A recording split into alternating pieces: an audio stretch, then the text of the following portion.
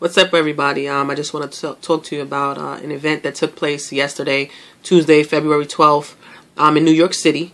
Mindless Behavior came to 106 in Park.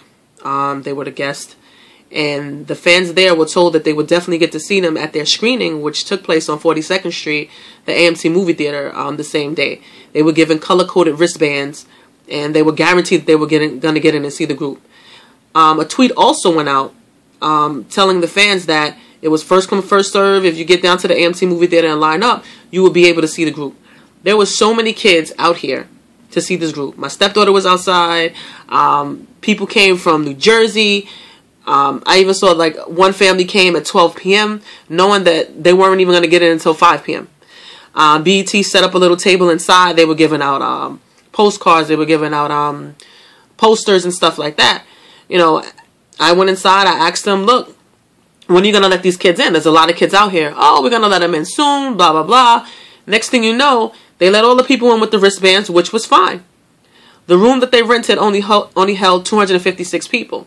The BET staff decided to let their family members and friends of friends go inside, which actually filled up the whole room. No one decided to go outside and tell the kids online, like, hey, you guys are not going to go, are not going to get in. Meanwhile, they stood outside online for hours. It was cold. The BET van drove up. The kids, they swore they saw Mindless Behavior inside of the van. They were jumping up and down, blah, blah, blah. The cameraman came out. The hype man came out. Had the kids screaming, MB, MB, MB. And then none of these kids were able to get in and see their favorite group. They were crying. They were stressed out.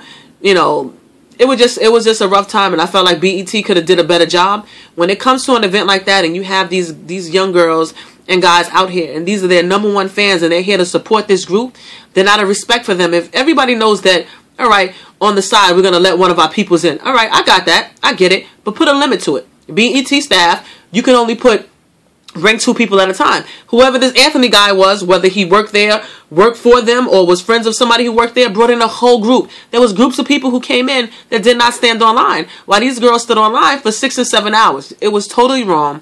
106 in Park, handled it wrong. I feel like every fan that was out there needs to write a nasty letter, post a video, let them know we will not support you if we're going to get treated unfairly, especially when it comes to supporting the group. Mindless Behavior, if you're listening, these are your fans. You have a little bit more power with your voice than they do.